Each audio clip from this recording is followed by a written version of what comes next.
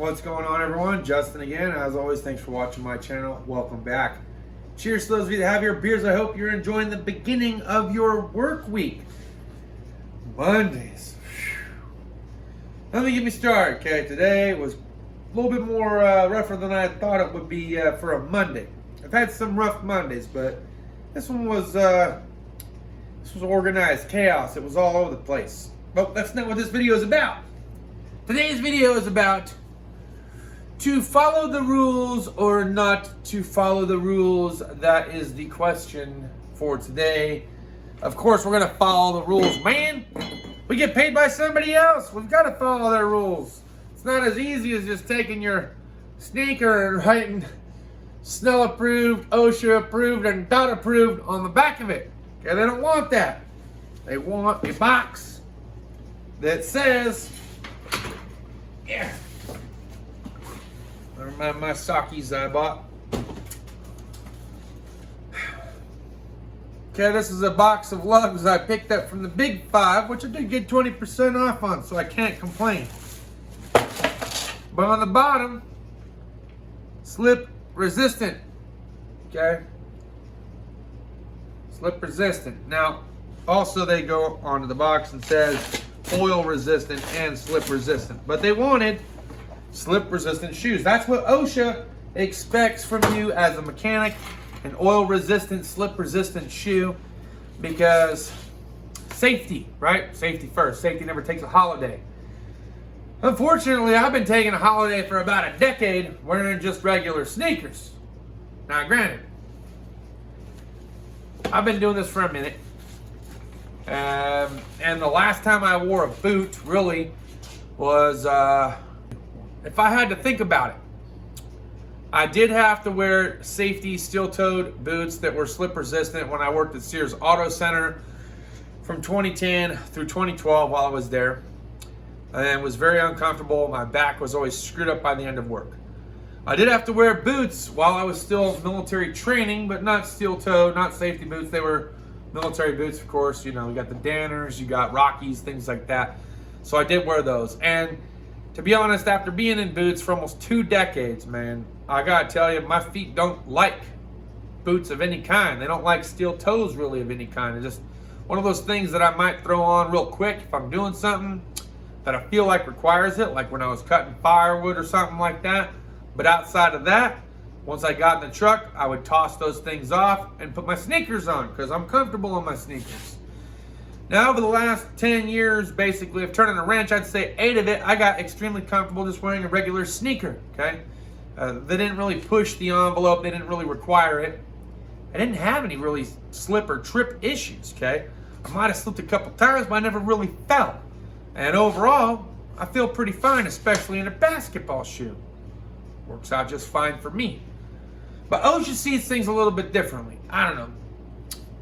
One good thing I could say that came from all this was that my employer said, look, man, we're going to reimburse you, okay? All you got to do is show us a receipt that you paid, you know, money for these boots or shoes or what have you that we're looking for you to have.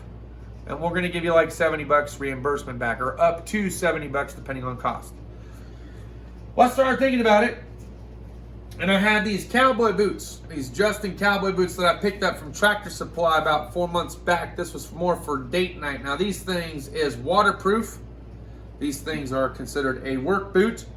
They are slip resistant, non-marring, and oil resistant. And I was like, sweet. I already spent a bunch of money on those. And I was like, what do you think? They're like, nah, that things is old. And you don't got a new receipt for them. Go buy another pair if you wanted to.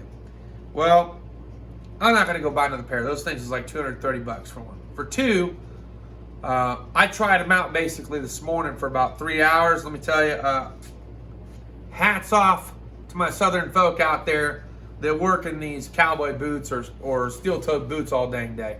Because by about hour 3, I had enough. No joke. My back hurt. I felt like I had been working 8 or 9 hours, man. I was tweaked. I was like, nope.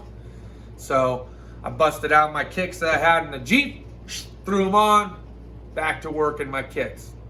They're giving us a couple weeks to be able to get these shoes, so this is why, you know, I'm still trial and error.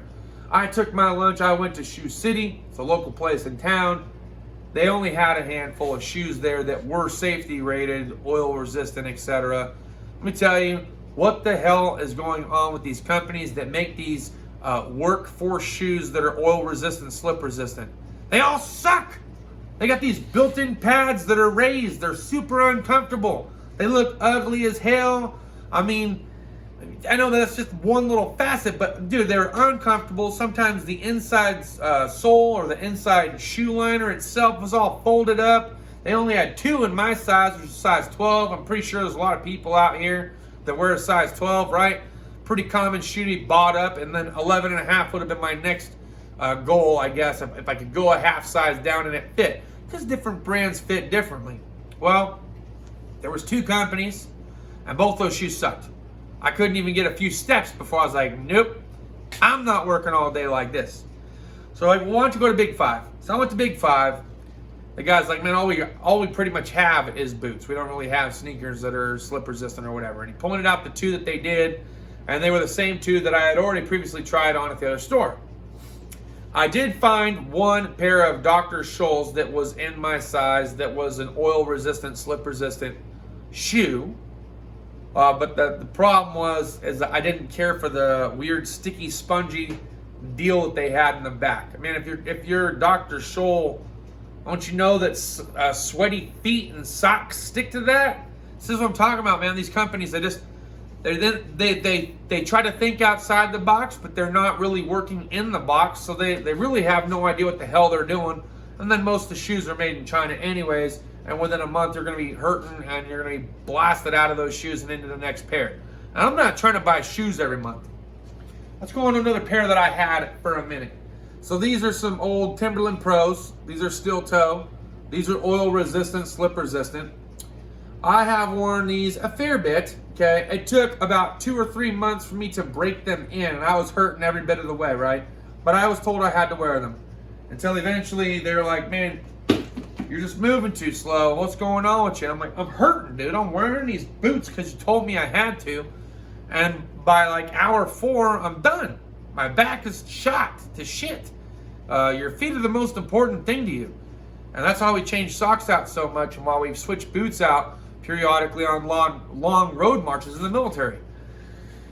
They're like, all right, man, well, if it's not a problem for you, it's not a problem for us. If you want to wear sneakers, wear sneakers. So I've been wearing sneakers ever since, man. I really haven't had an issue. Ain't nobody really give me any gripe about it until most recently. So now here I am, and back in the dealer life, trying to follow the rules, right? Hell, did I put this new damn shoe anyways? All right.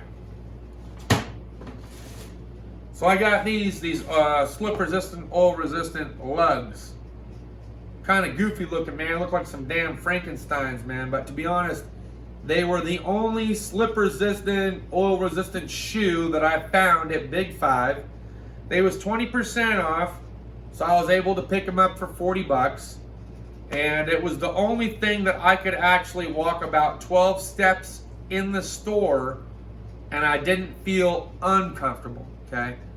But buying a shoe is kind of like buying a new car or even a motorcycle.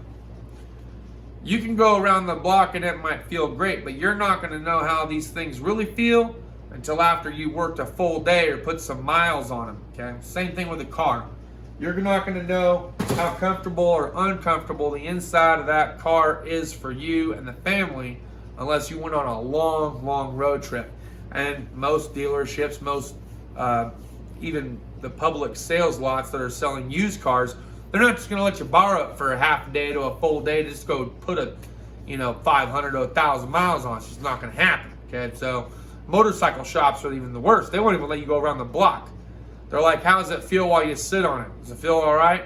Okay, cool. Get your ass off of it. You gonna buy it or not? That's pretty much it. You're not allowed to ride it. So it's a lot harder for a bike than it is a car, and for a car, it's a lot harder than it is a shoe. Because I mean, really, I could wear them for one work day if they don't pan out. I suppose so long as I had a receipt, I could take them back. But still, to this day, I have not been comfortable in boots. That's the biggest takeaway. Okay, another takeaway. Online ordering. Online ordering shoes was recommended to me. Man, I have not had any luck when it came to buying shoes online that worked out. I bought these TCX riding shoes.